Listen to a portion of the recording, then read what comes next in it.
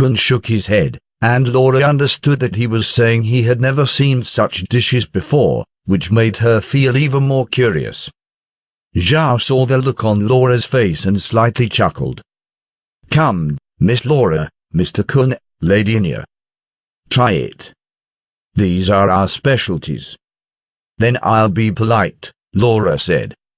"Honestly, this is the first time I have seen such big firefish. Miss likes to eat firefish, but we didn't expect that we could eat it here." "Mr. Zhao, do you have a lot of experience raising firefish?" Kun asked. Temptation. Everyone knew what Kun was really asking for, but Zhao didn't get angry. In fact, he was waiting for them to give in to their temptation to ask. "Not really. We just came here for the hot springs. I like hot springs, so we stayed and raised the firefish as an afterthought. Unfortunately, the environment here stops us from raising a lot." "Not raising a lot?" Kun and Laura couldn't help but recall the dense amount of firefish they saw in the hot springs ditch. There was a point where modesty could go too far. Kun frowned. "Mr. Zhao, may I take the liberty to ask, did you bring these firefish from somewhere else? Because I remember the last time I came here to Stony Mountain, there were very few small firefish in the hot springs, but now they're bigger and there are so much more. Even if you are raising firefish, it would be impossible to raise that many in such a short time." Laura knew why Kun was asking this. Zhao had only come to Stony Mountain not too long ago, so there was no way he could raise so many firefish. The only explanation was that he must have brought them from elsewhere. But where? Maybe his answer would tell them where he came from. Zhao shook his head. "I'm sorry, Mr. Kun. It's a secret." It was clear that he refused to answer, like he was saying, "I will not tell you and you will not find out." At once, Kun said, "I'm sorry, Mr. Zhao. I was being rude." "Don't worry about it." Zhao waved it off, then he smiled. "Now try our vegetables before they go cold." Laura and her group politely picked up their knives and forks, ready to taste the dishes on the table.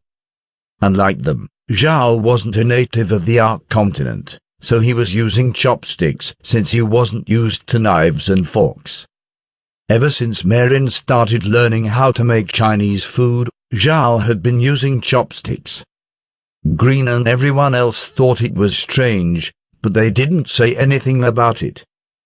Before, Green would tell Zhao not to do anything too strange since he was a noble, but now that Zhao had the space, Green would rarely say anything. Anyway, they lived in the Black Waste, so whether or not you acted like a noble, no one would see it. These days, if Zhao acted too much like a noble, that would not be a good thing, because it would make it easy to detect his true identity. Right now Zhao was supposed to be a black mage. In the continent, black mages were a very special profession that was recognized as having some quirks. If a black mage acted too normal, no one would believe that he was a black mage. Laura and her group noticed Zhao using chopsticks. It was made from a branch of an oil fruit tree, shaved down with a knife, and polished until its reddish-brown wood became shiny and beautiful. Zhao didn't take his hat off. This dark robe set was interesting because the veil of the hat could be adjusted, so you didn't need to bother to take it off when you wanted to eat. Laura and Kun gave Zhao a puzzled look. They didn't know why he was eating this way. When Zhao saw the look on the two's faces, he laughed. "I'm sorry. Because of some special reasons, I do not want others to see my face." Saying that was worse than giving no explanation. If Zhao hadn't said anything, Laura and Kun would just have assumed that eating with a veil was just another quirk of his. But thanks to what he said, Laura couldn't help but ask herself, why does Zhao not want others to see his face? Was he afraid of being recognized? Was he a wanted criminal in the Empire? But Zhao gave no further explanation. After all, today was only the second time he had met Laura.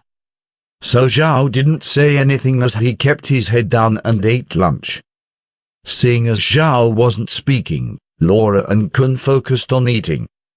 Soon they didn't feel bored because the things they were eating really were delicious. They had never tasted food like this before. It was completely different than what you could find on the Ark continent. Laura had high requirements when it comes to what she ate. Whether it was cooking methods or ingredients, she was very demanding. Part of the Maki company's business was selling vegetables and other types of food. Naturally, they must have the ability to assess the quality of vegetables. After all, the Maki company's biggest customers weren't the commoners, but the nobility. The most important thing to nobles when it came to food was that they must taste good. When Laura did any business related to food, usually she would personally taste it herself. In the continent, their cooking methods weren't really worth mentioning, but their quality of ingredients was high. Otherwise there would be no distinction between ordinary vegetables and magic vegetables.